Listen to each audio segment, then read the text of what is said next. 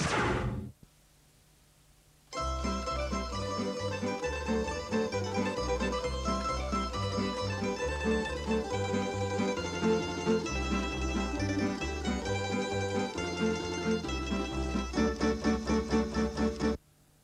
evening and welcome to Croatian Community TV, Croatia in all colours on Local Vision Optus. I'm Anica Hrstić.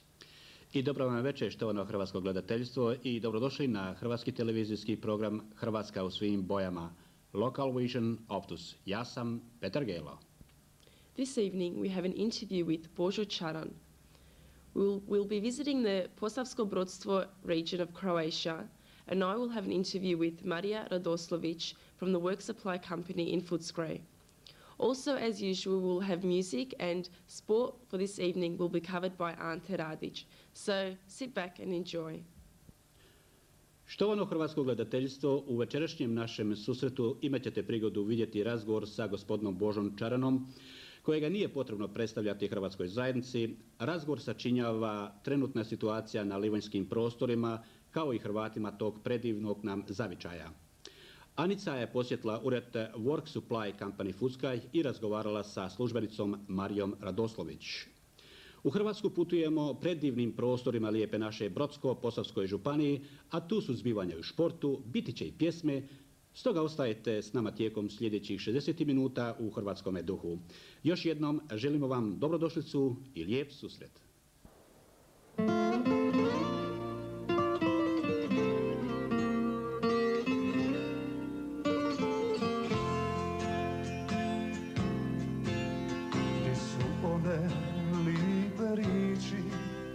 Čas si mi govorila, a i one tvoje suze čas si za me prolila.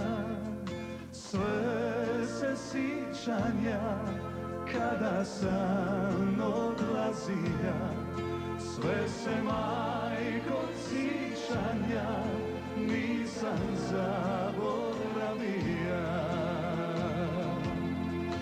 Samo tvoj glas čujem, majko, samo tebe vidim ja. Daleko je moje more, majko, ti Dalmacija.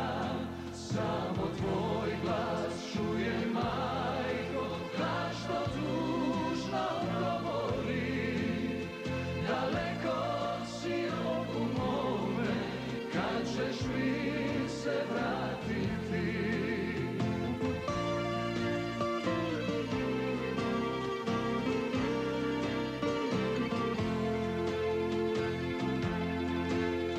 Gdje su one stare pisme, čas su me otpratile.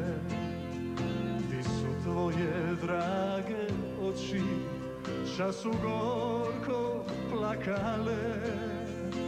Gorko plakale, od mene se rastale, na suroj hridi kraj mora, duša se razbilila. Samo tvoj glas čujem, majko, samo tebe vidim ja. Daleko je moje more, majko, ti Dalmacija. Samo tvoj glas čujem, majko, glas što tužno govori. Daleko si oku mome, kad ćeš mi se vratiti. Daleko si oku mome, kad ćeš mi se vratiti.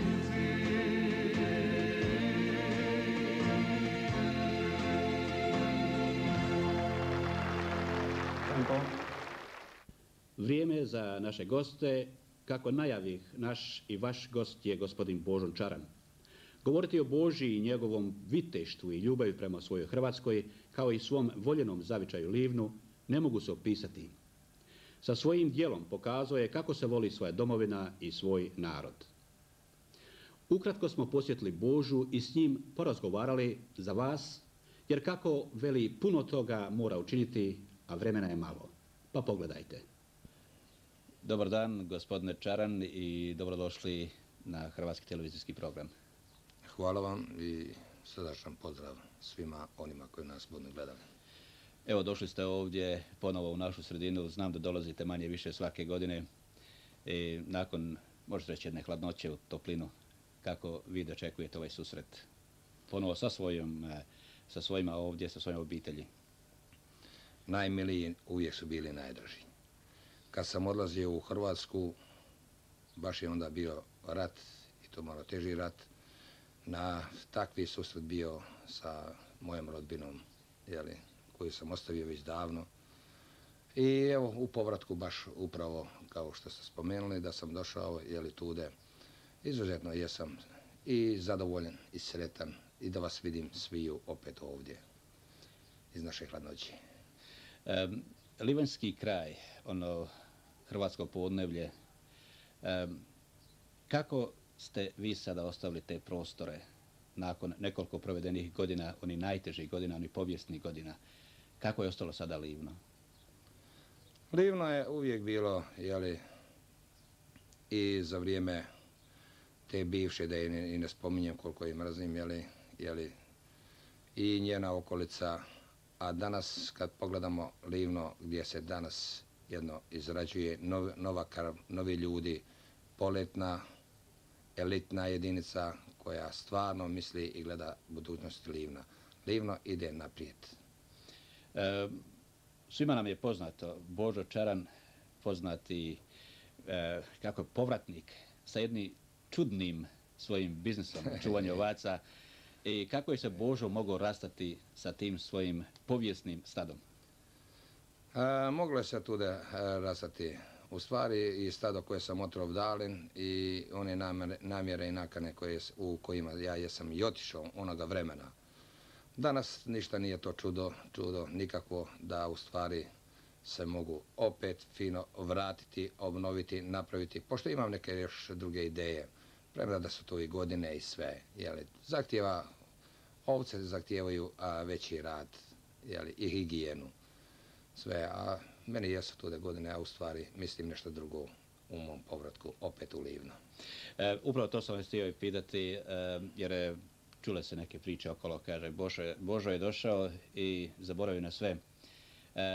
Kako gledaš ti na ovu antihrvatsku promidžbu koja ovdje se također širi? Pa ne mogu zamisliti da još, recimo, ta antihrvatska promidžba u stvari koja je onda djelovala i da je se onda ispoljavala dok nisam otišao u Hrvatsku u onome ratu, da ona ipak tako još i dan danas djeluje.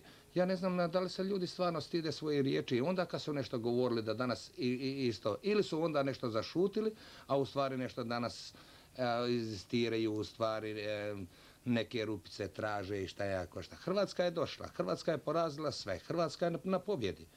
Hrvatska treba svakoga mirnoga, lijepoga, dobre volje čovjeka i njegov povratak. To Hrvatska na tome radi danas. Evo, rećemo samo na primjer u Livnu, koliko mi je poznato, ispravim ako sam kriv, da se veći broj Hrvata vraća ne samo iz Njemačke, i već i preko morskih zemalja, iz Kanade, a također iz Australije. Što nam možete reći o tome? Mene je isto iznenadilo da u stvari dosta ljudi koji se vraćaju, ili to iz Kanade, Njemačke, Australije, kao što sam sam povratnik iz Australije, ima i još iz drugih, što i ja nisam nikad ni znao, ali davno sam i otišao, normalna stvar, ali da se danas vraćaju u Livno.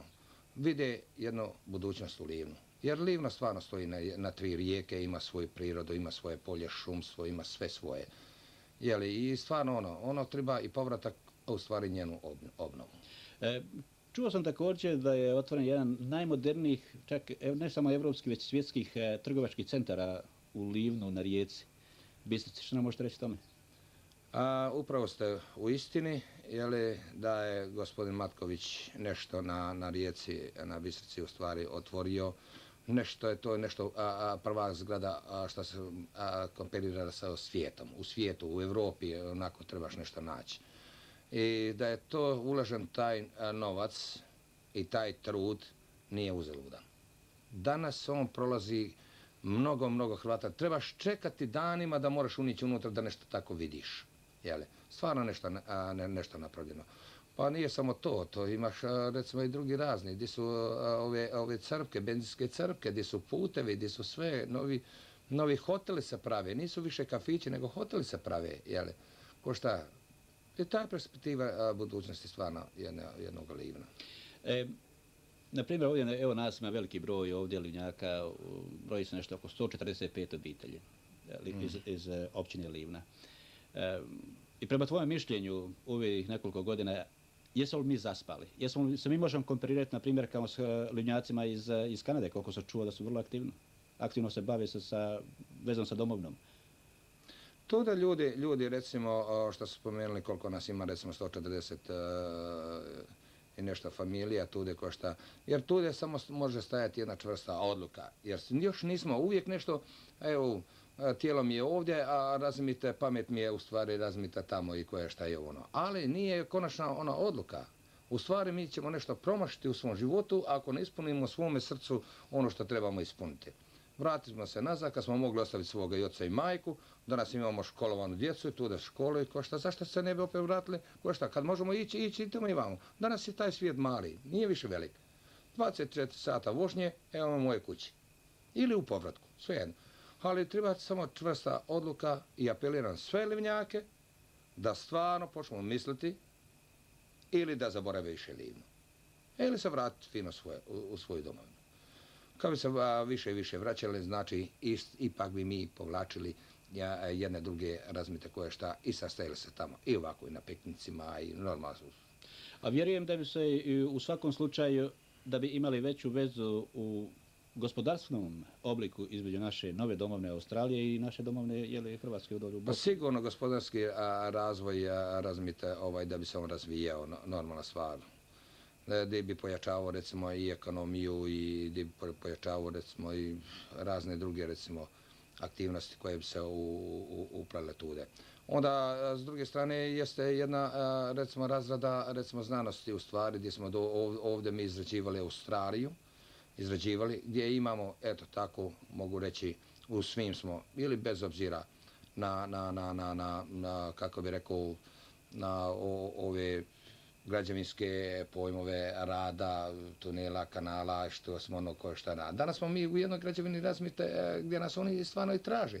I mi jesmo sposobni sada, kad se mi vratimo nazad, premda da ljudi imaju u Njemačkoj koji se vraćaju. Nismo više ono, znate, evo ga kramp, evo ga lopata, evo šta. Danas mehanizacija sve radi. To je ta sposobnost koja treba nas. A mlađajde će raditi. Mi ćemo samo kazati, slušaj, radite to i to. Evo ga. Božo Čaran ne može bez livanskih prostora. I vjerujem da ćete se, koliko saznajem, da ćete ponovo putujete nazad u Livno. Je li ima istina o tome? Meni je, razumite, od kad sam došao ovdje, uvijek mi je bilo, i evo ispunio sam svoje, jeli, ko šta. Ja sam došao opet tude, da je konačno da se odlučim. Kad se odlučim opet sada da idem fino opet nazad, ja ne bi ni došao ni i sada nazad. Samo da ta Bosna se još, da je se ona stabilizirala. Da je se ona u stvari sredila kako treba, ko šta ja ne bi došao, nego u stvari bi žena došla tamo. A pošto se ona stabilizirala nije, onda ne mogu još otvarati ono što želim. Je normalna stvar. I prema vašem mišljenju kad bi to moglo doći do stabilizacije ili još neodlučno? Ja još očekivam da bi to konačni 5. mjesec po našim procjenama, konačni 5. ili 6. mjesec, da bi konačna stabilizacija Bosne trebala pasti. Jedno ili drugo. Podjela ili budućnost. Ćemo vidjeti. Da. Gospodine Čaran, ja se zahvaljujem na ovome razgovoru. Znam da ima još toga puno se obaviti posla. Znam da imate još puno susreta sa svojim prijateljima koji ste to vrijeme treba nadoknaditi. Što u ovome trenutku planirate za ovih nekoliko mjeseci ovdje? Ili želite nešto pokrenuti ovdje u našoj livanjskoj zajednici ili nešto, ili imate nešto drugo u vidu? Pa evo dok sam ja opet ovdje u livanjskoj zajednici da bi pokrenuo najbitnije mišljenje, ovo što sam malo prim rekao. A za našu razumite djecu, kad kažem naši boraca, jeli, i one sirotnje u stvari, nije ona toliko sirotnija koliko bi ja mogu reći, ali da ona ne bi bila zaboravljena od nas, bi trebalo nešto pokrenuti za Livno i livanjski kraj i da bi njima dali olakšicu. Ne zaboravite da je 86 km i na onoj crti gdje sam i ja bio, to je 86 km. Znate koliko je to bojovnika bilo i sve tu, da je to i padalo i još kad je Oluja krenula, da je svega tu da bilo i ko šta. Tu djecu ipak ne bi smjeli. A to je s jedne strane, s druge strane da smo uvijek na jednom okupu, kao i uvijek livnjaci. Ko će prvi nek livnjaci? Normalna stvar. Tako treba ponovo to oživotvoriti. Oživotvoriti, sigurno. Gospodine Čeran, ja vam zahvaljujem se na vašem cijenjenom vremenu koje ste dali za naše gledateljstvo i svakako želim vam udoban boravak u našoj sredini, a vjerujem da ćemo i u skoroj budućnosti malo opširnije porazgovoriti, a i vjerujem da će i pokrenuti te akcije ponovo kao što su nekada bile dok je bio ovdje gospodin Čeran. U svaka doba ja sam na raspolaganju i hvala vam najljepša. Kad dođete opet, ja sam spreman, pa makar koliko to bilo, sat, 2, tjedan, godinu, mene to ne košta. Ja sam uvijek izložen za jedan rad. Hvala lijepa i sretno bilo i dobrodošli još jednom. Hvala vam. Bog živjeli. Bog.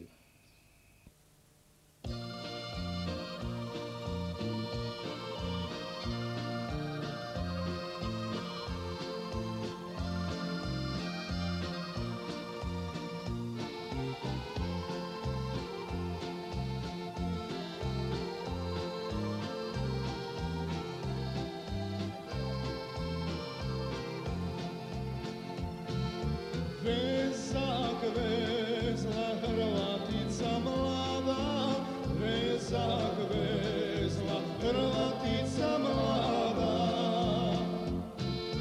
Vezak vezla u 4 grane, vezak vezla u 4 grane.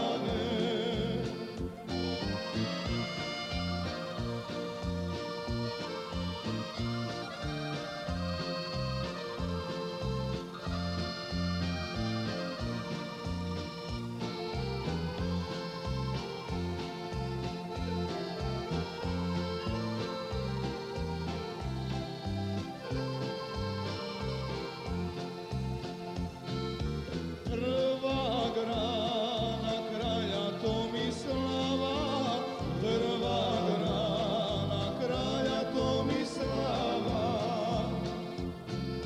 Druga grana dičnog Zvonimira, druga grana dičnog Zvonimira.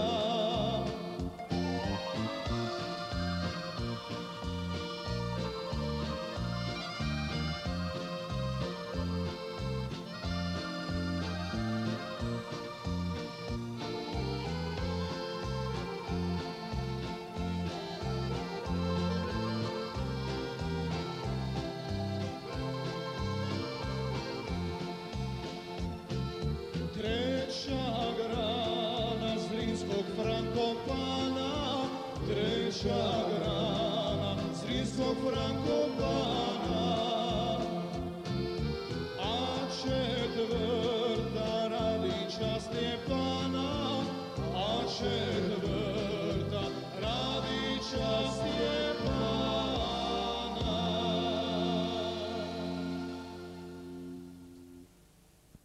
Lijepoj našoj putujemo do Brodsko-posavske županije. Sve što više pregledavamo ove predivne snimke, sve više u mislima se odvijaju pitanja je li ova nevina prirodna ljepota koju nam je preuzvišeni dade, pojedini ne žele niti spomenuti, a kamoli bar da je na trenutak posjete. Taj odgovor nek svak potraži u svom plemenitom srcu i ljubavlju prema svojoj majci. Pa krenimo do predivnih prostora Hrvatske u pohode Brodsko-posavskoj županiji.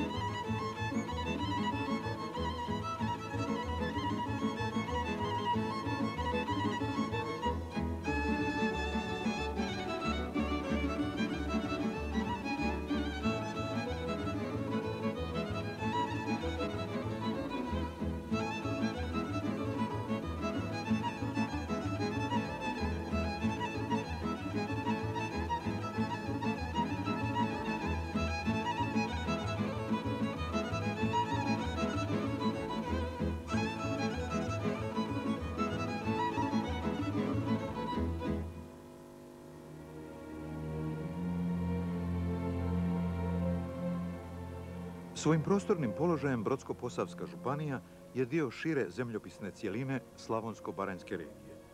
Sa sjevera Gorovita i Krošnjata, omeđena Diljem, Požeškom gorom i Psunjom, s juga Srebrena Klasjem i Modro-zelena u Savu, u svih 170 km njezina toka, ovo područje čini zaokruženu geografsku cjelinu i prirodno je razgraničeno od susjednih županija. Brodsko-posavska županija proteže se na 2034 kvadratna kilometra.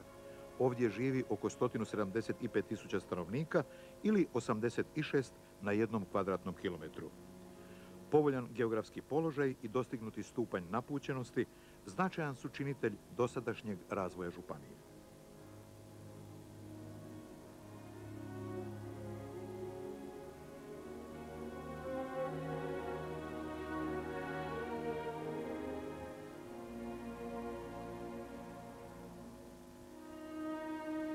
Obličjem i značajkama terena i pored toga što se može podijeliti na tri cjeline, brdska, ravničarska i nizinska, područje županije je pretežito ravničarsko, a povoljni klimatski uvjeti pogoduju da se 65% ukupnih površina koristi kao poljoprivredno zemljište.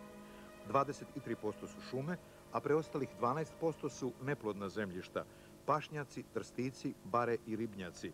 No i ova neplodna područja na svoj način su plodna i pridonose svekolikom boljitku.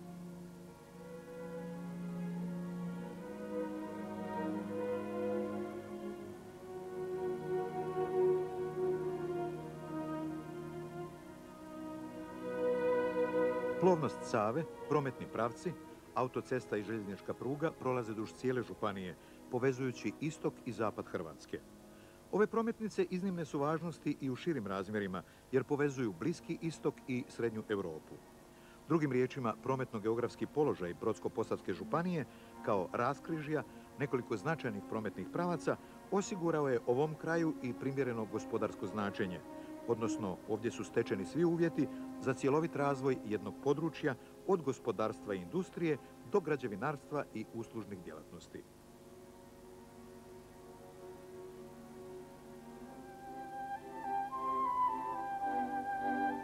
Tisućljetna povijest i prirodna bogatstva davala su ovom kraju pečat lijepog pejzaža, a ljudima širinu duše. U brdsko-posavskom krajoliku, tom prirodno i povijesno još uvijek nedovoljno istraženom području, čovjek živi već više tisuća godina.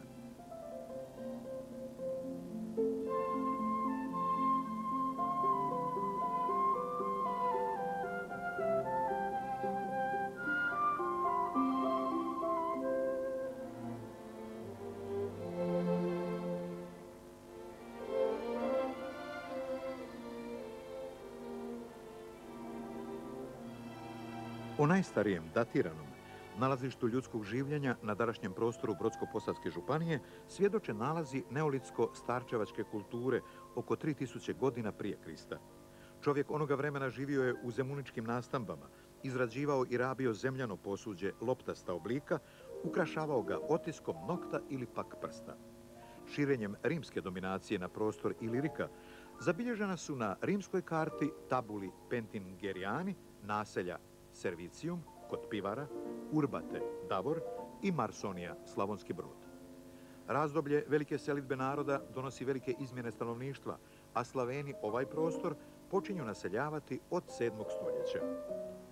Političkom podjelom prostora u 12. stoljeću današnja Brodsko-posavska županija potpada jednim dijelom pod upravu Požeške županije, a drugim dijelom upravlja Srijemski župan.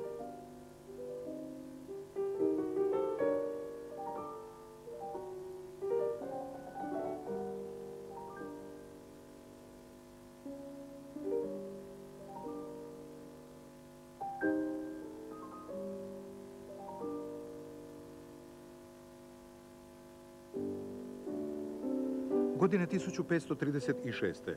cijela Slavonija pada pod tursku vlast, a njihova vladavina trajala je 150 godina. Turci formiraju i svoja upravna sjedišta, u Cerniku Sandžak, a u Brodu i Kobašu Kadiluk. Nakon poraza Turaka pod Bečom 1683. 1684. godine diže se u Slavoniji ustanak. 1691. i ovaj je dio Slavonije pod zapovjedništvom generala Kroja oslobođen turske vlasti. Mirom u Srijemskim Karlovcima 1699. godine utvrđena je austrougarska granica na Savi i ustrojena vojna krajina. U prvoj polovici 18. stoljeća na ovim prostorima razvijaju se dva komuniteta. 1745. Gradiška na Savi, Stara Gradiška, i 2 godine kasnije Brod ostvaruje ovaj status. No zbog ratnih prijetnji, poplava i potreba nadzora prometnih pravaca, vojne vlasti donose odluku o osnivanju novog sjedišta. Godine 1748. utemeljeno je novo zapovjedno sjedište, prvotnim nazivom Friedrichsdorf, a od 1750. Nova Gradiška.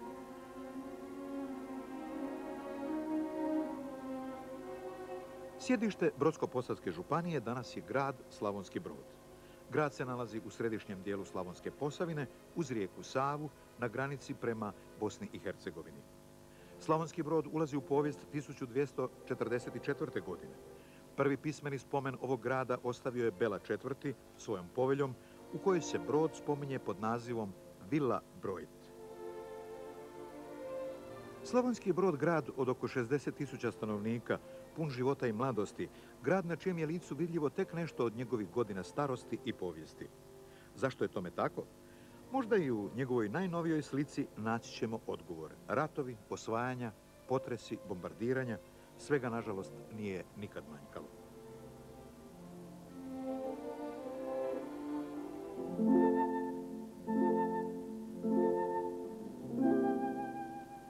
Vrijeme je pregazilo brojno znakovlje burne prošlosti. Neke od starih građevina stoje još i danas, neke je izgrizao zub vremena, a neke razvaljene i razrušene nestadoše zauvijek. Pogranična tvrđava Brod jedna je od takvih građevina. Građena je od 1715. do 1741. kada i bi svečano predana austrijskoj vojsci na uporabu. Ovo zdanje najveća je tvrđava u jugoistočnoj Europi, podignuta na granici dvaju carstava, austrijskoga i turskog, na razmeđu istoka i zapada. Posljednjih desetljeća 19. stoljeća tvrđava se postupno ruši i devastira, a zla kob je ne mimoilazi ni u našem stoljeću. Bombardirana je tijekom Drugog svjetskog rata, kao i sam Brod, zadesio je i razorni potres 1964. godine. Rušenjem i pregradnjama od bivših stanara bivše JNA teško je devastirana, no početkom Domovinskog rata Brođani su osvojili tvrđavu, a jugovojska napušta ove prostore.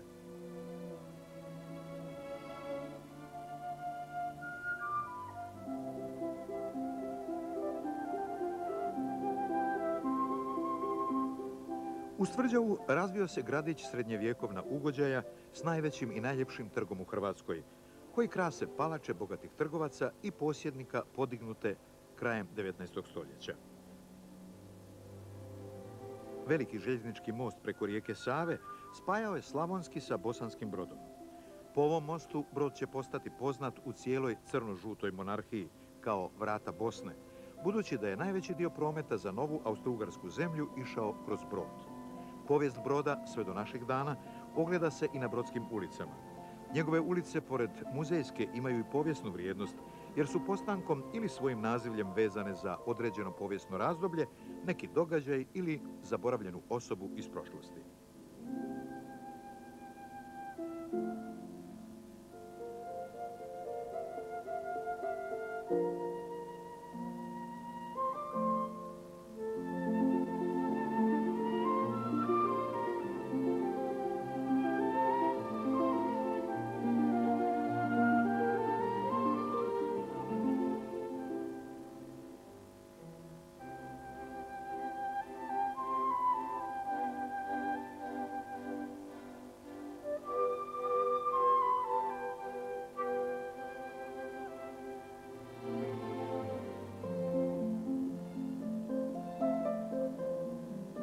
Tu je i kuća obitelji Brlić, u kojoj je Ivana Brlić-Mažuranić napisala mnoga djela za djecu, po kojima je i nazvana hrvatskim Andersenom.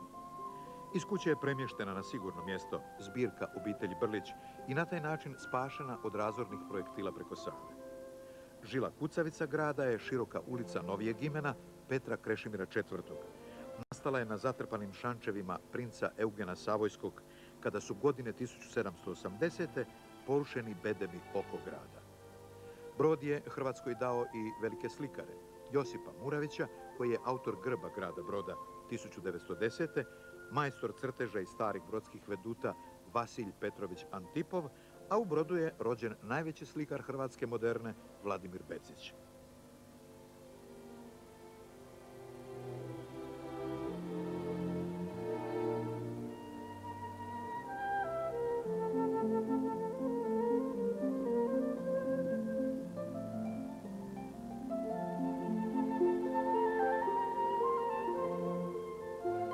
Prođemo li ulicom Tome Skalice, brodskog sina, prvog Hrvata koji je oplovio svijet, doći ćemo na obalu Save na trg Svetog Trojstva. Trg zatvaraju 3 spomenika kulture, građena kroz 3 stilska razdoblja.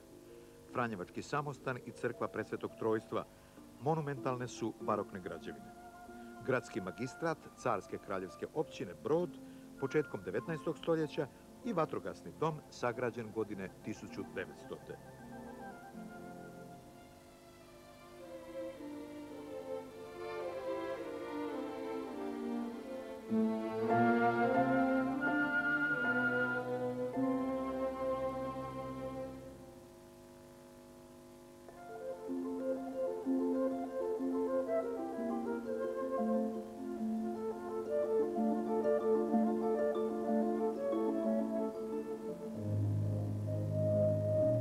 Franjevački je samostan velika jednokatna barokna zgrada kraj same Savske obale. Kamen temeljac za samostan 1727. položio je barun Trenk. Crkva u samostansku zgradu imala je u početku samo glavni oltar posvećen Svetome Trojstvu, a tijekom vremena dograđeni su oltari Djevici Mariji, Svetom Ivanu Nepomuku, Svetome Franji, Serafinskom i Svetom Antunu, žalosnoj majci Božjoj i njezinoj majci Svetoj Ani. Propovjedaonica i oltar Svetog Josipa i Svetog Križa izgrađena je godine 1740.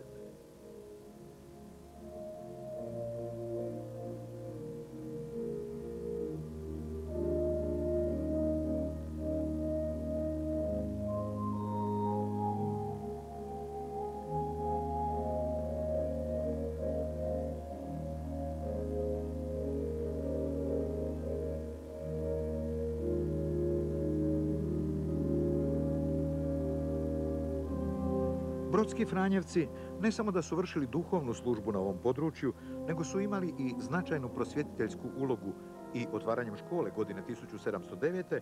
postaju njeni prvi učitelji, a 1720. otvaraju Franjevačku visoku filozofsku školu u Brodu.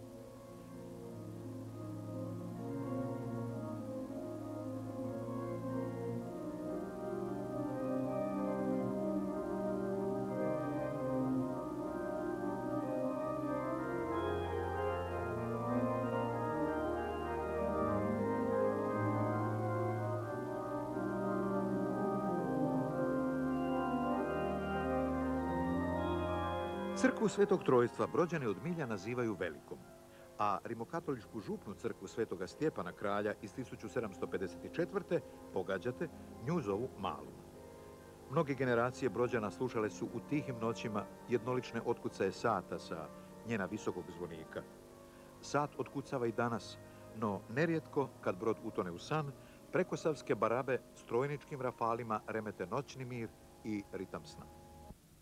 Equal opportunities, that is all we are asking for young and old to find out what services are offered to us. I had an interview with Marija Radoslović from the Work Supply Company in Footscray.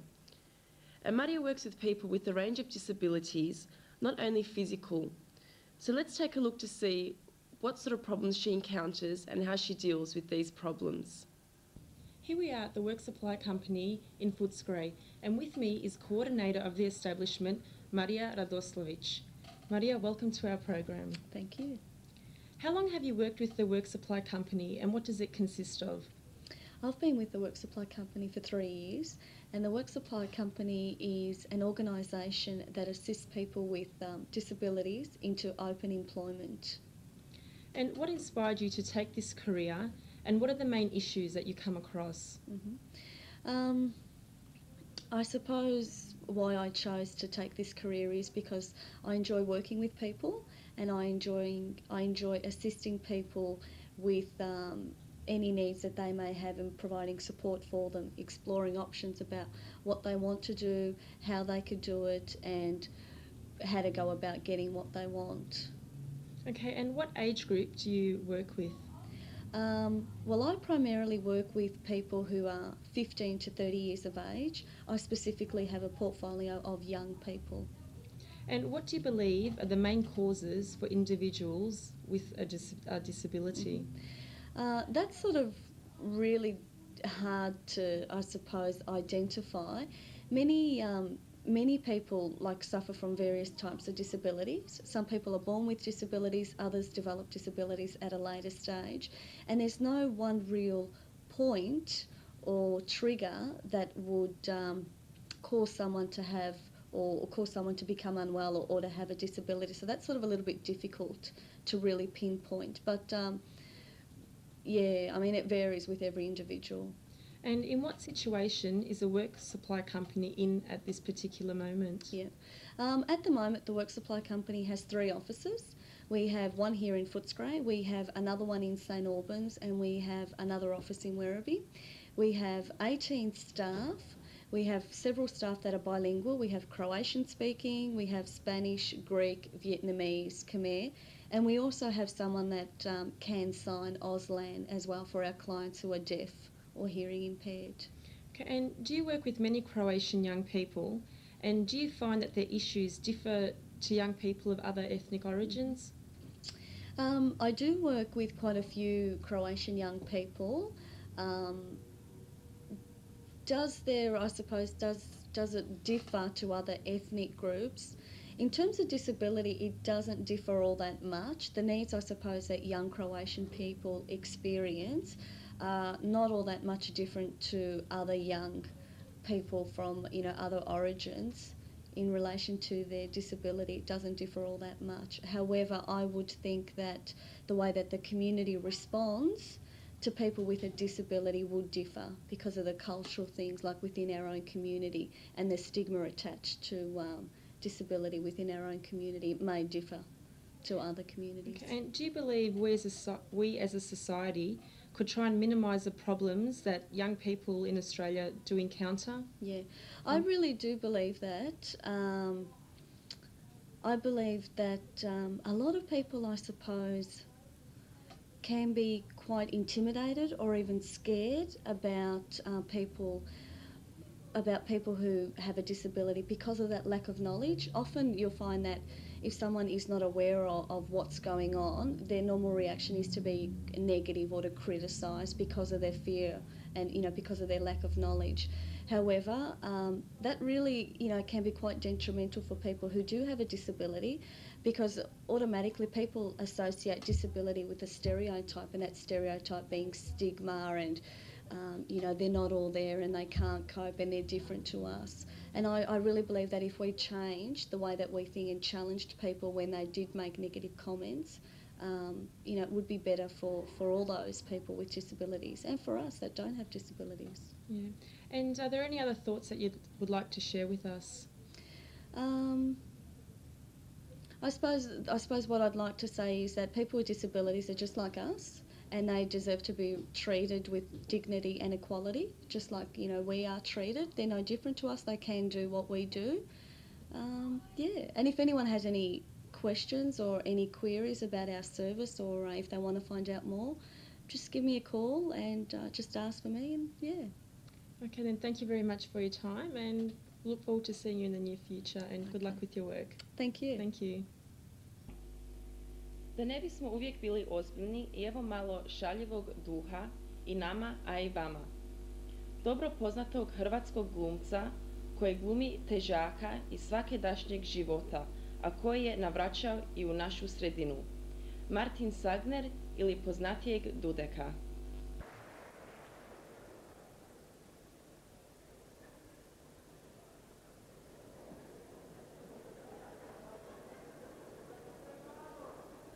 A ne znam kaj je. Prešli su kraj mene kaj da me nema. A lijepo su me pozvali, tu piše. Lijepo, Andrija Katalinić. I još veli da s gospođom. A tu je malo briga velika bila. kako gospođa, ja imam doma Regicu i imam babicu, one nisu gospođe. Onda sam po Gruntovcu išel mislici, jel bi tam našao kakvu milostivu? Nije, možda bi cila bila od Presvetlog, ali nije ni ona. Fika Frkačeva isto, to nije. Nemamo tam, mi imamo kravice, imamo svinje, imamo živino, ali gospođe tam nema. I onda sam ja došao sam. Ali znate, i skoro me je Regica naterala. Ona silom sili hoće v grad, veli zima do haja, Grunteka smo pospravili, delo je gotovo, pa hodi tam u Zagreb, možda kakvoga posla najdeš, jer z Grunteka se ne da baš živjeti. I onda, veli tu u Zagrebu dela Ferči, Franjo se piše, Pogorelec. On dela u asfaltne baze. No, Mađari veli u Ferči, onda smo i mi to prijeli. A i stric Nac su tu, stric Nac, Ignac, od pokojnog Helape brat. Oni su tu kak ti penzionerec, delali su na tramvaju i veli Regica, hodi tam stricu Nacu, pak pitaj, morate biti kakvoga posla zrihtali. A meni se najde z Gruntovca. Najde mi se, pa i zima je, znate, za naše težačke posle, da si čovjek malo počine, malo odmori i sad pak posla idi iskat, a ne moći živjeti, mora se priznati iz onoga. I onda kaj? Išel sam. Ne. I rekao sam samo Regici, čuješ Regica, Isusek, pa kak? Kaj ja bom tam, kaj bom v Zagrebu? Di ja posla bom našel stricu Nacu, kaj su na tramvaju delali, pa kaj si ti moreš mene zamisliti kak pelam tramvaja po Zagrebu, ne? Kravice to da. A veli Regica, ali tam ti je Blaž, Masnjakov. Čovjek isto kravice pela tramvaja po Zagrebu. Pa se ja rekel, nisam ja isto kaj i Blaž, to je mlajši čovjek, a meni su druge misli v glavi i tak, ali svejedno, hoćeš, nećeš. Došel sam i, Bog moj, ja ne znam, velika mi je briga bila, znate. Kak se bomo mi prepoznali, stric Nac i ja? 20 let se nismo vidjeli. Hoćem reći, on mene, niti ja njega. A, Bože moj, sam rekel, dok smo se i našli, stric Nac, pak nije to za mene. Na tramvaju trebaju biti pametnejši ljudi. Ja ne znam niti gdje se karta kupi, ni kak se okrene dok je ona mašinica poštambilja. To je za pametnejše ljude. V Gornjem gradu takaj nije za me posla. Velio da takovih kakov sam ja ima tam dosta.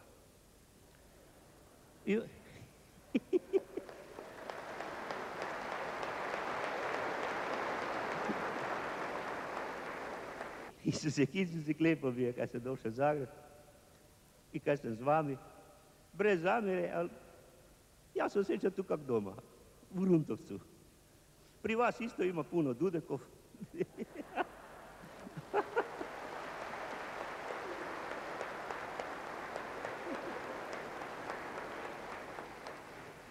A o Regicama da ne govorim, sve jedna ljepša od druge. Če boste ostali i na drugom delu, ja vam bom povedal, kak je bilo pri stricu Nacu. Zove Bog.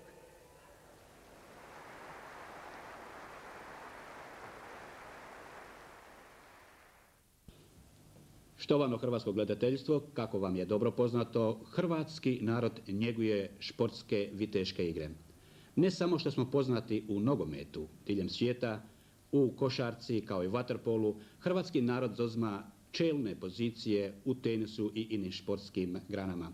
U našoj australskoj sredini Hrvati zauzimaju nogometne pozicije, već godinama dominiraju više od 40 godina na australskom zelenom polju, međutim otkrivaju se i druge športske vještine, među kojima naši Hrvati gaju, a to je ovoga puta u kuglanju. Naš reporter Ante Radić posjetio je hrvatski kuglaški klub Malibu Knights, pa pogledajte što je on zabilježio s njima. Štovani gledatelji, dobro večer. Nalazimo se ispred kuglačkog športskog centra u Sunshineu i u posjeti smo hrvatskom kuglačkom timu, odnosno klubu Malibu Knights. Sa nama je večeras predsjednik Malibu Knightsa i potpredsjednik Lige Strikers, gospodin Steve Pavličić. Gospodine Pavličić, dobroveče i dobrodošli na Hrvatsku televiziju. Dobro večer i hvala. Da li biste našim gledateljima mogli reći u kratkim crtama o postanku ovoga kuglačkog hrvatskog kluba? Mogu lako.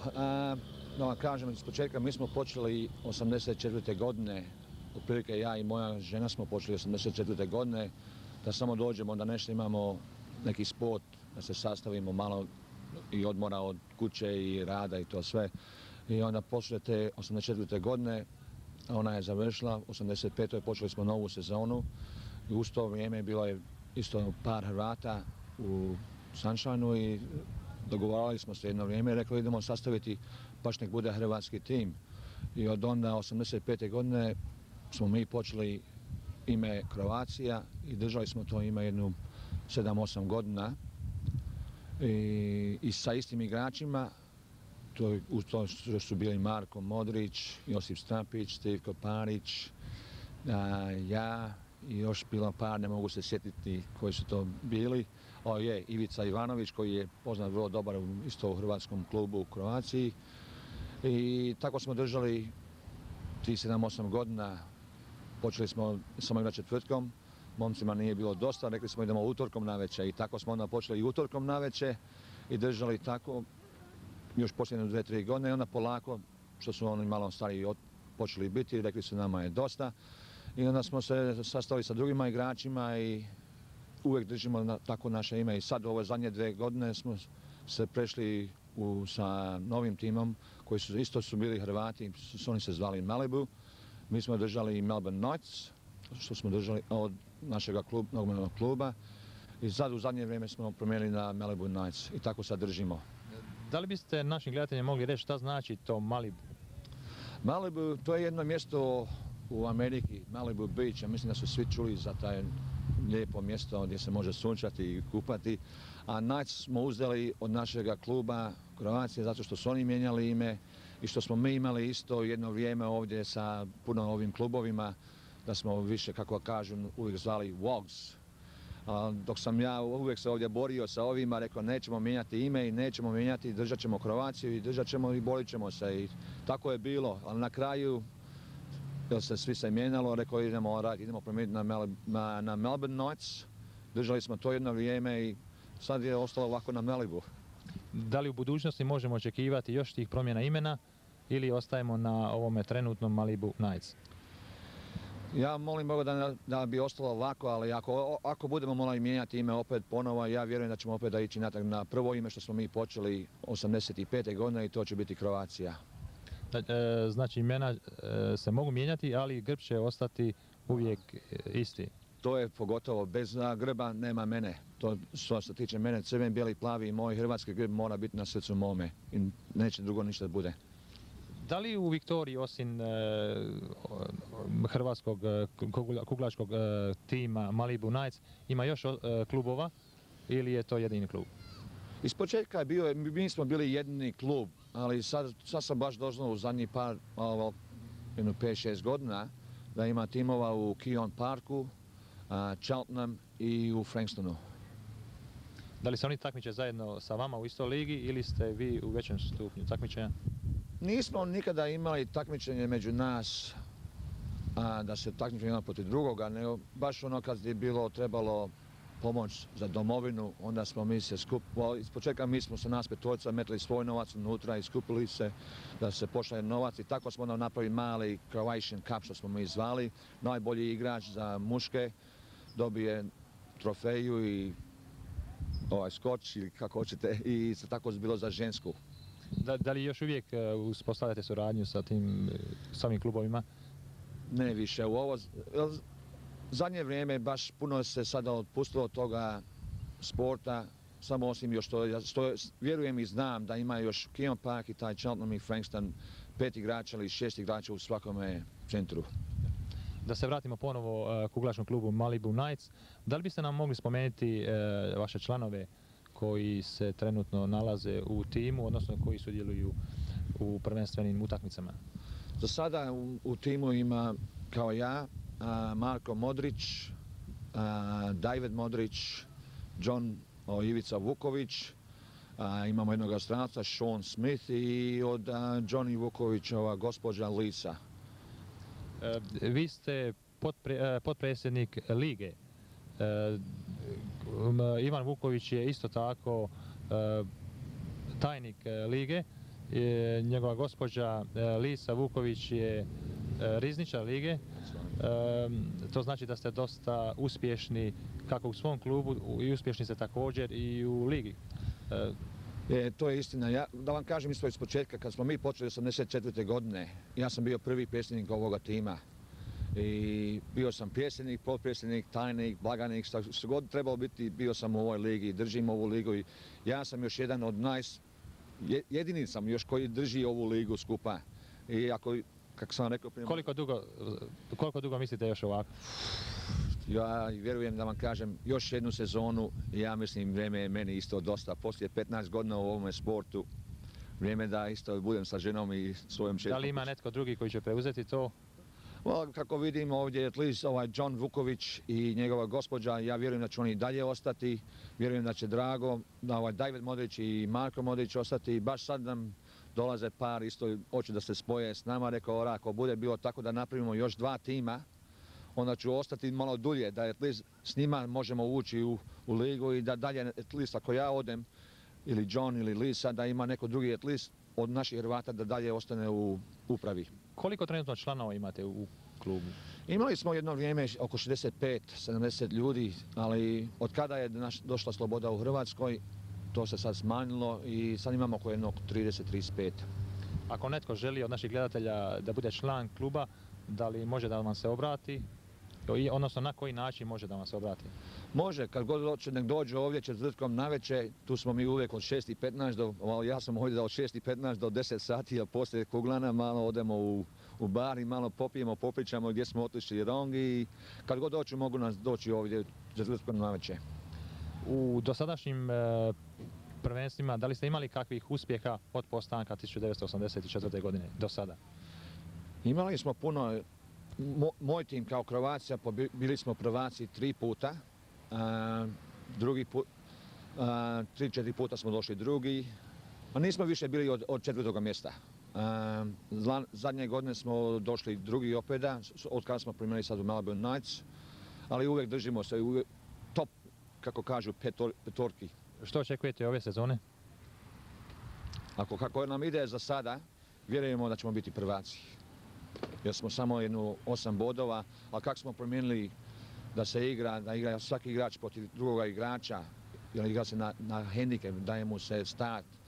Ako ja bacam 180 pinova preko jedne igre, to je preko 3 gajma, onda se začuna tvoj hendikep, onda neko dobije 50 pins početak, neko dobije 30 pins, neko dobije 10 pinova. Kako god je bolji igrač, on njemu daje više start i onda ti njega moraš hvatati. I ako pobjediš njega u toj game, ima 2 poena, onda na kraju 3 igre, najviše bodova možeš dobiti 27. Jedno pitanje, da li ste razmišljali o ideji da jednoga dana odete u Hrvatsku kao tim i da tamo nastupite? To je bilo nama prije nego što je rat počeo u domovini, to nam je bila uvijek da odemo, nas petorice smo se skupljali novac i to da ćemo ići i nikad nismo otišli i sad meni je kasno ako ovi momci i gospođe budu htjeli dalje da hoću nešto probaju, sretan im put, ali za mene ja mislim nije kasno. Pa nikad nije kasno. Moje su godine već me vataju, već danas 39. godina pa... I zadnje pitanje, da li biste nešto poručili našim gledateljima? Volio bih vidjeti da što više naši mladi djeca i curice da dođu i da nas se nauče, jer nije teško i nije ni lagano, ali jedan je, ja mislim, od najsigurnijih sportova da se ne možeš povrediti, da slomiš nogu ili da slomiš ruku kako u nogometu ili u rukometu i to sve. Bilo bi lijepo da vidimo dalje da mlada djeca dođu i da nastave dalje nositi crveni, bijeli i plavi poslije nas, da ne ostanemo mi zadnjih. Gospodine Steve Pavličić, ja vam zahvaljujem na ovom razgovoru.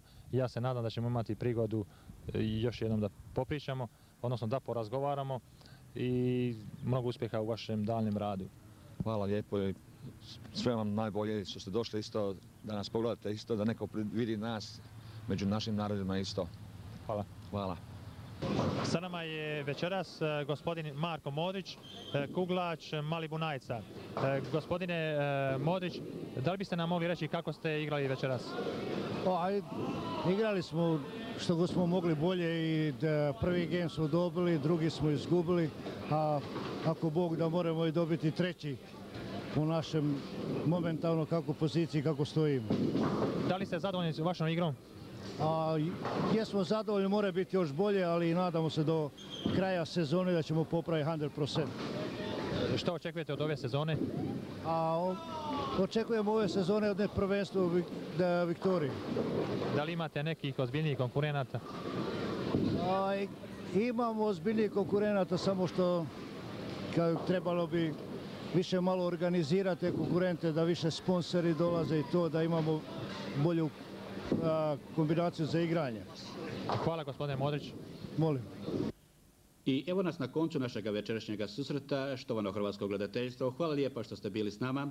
U sljedećoj našoj emisiji, kao i običajno, imat ćemo gosta iz naše hrvatske zajednice, a u lijepu našu putujemo do Primorsko-goranske županije. Pišite nam. A također svim hrvatskim poslovnim ljudima želimo dati na znanje, ako žele što uspješnije poslovati, svoje poslove mogu i promovirati na našim i vašim programima. Stoga nam pišite ili se obratite na Ivana ili Vladu. Broj brzoglasa je 9682 4779 ili nam pišite na adresu Croatian Community Television, Level 9, 24 Albert Road, South Melbourne. Još jednom hvala na pozornosti, Bog živjeli. Our program has once again come to an end, so be sure to join us next week, where we will be visiting the Primorska-Goranska region. We will have guests from the Croatian community, as usual, music and sport.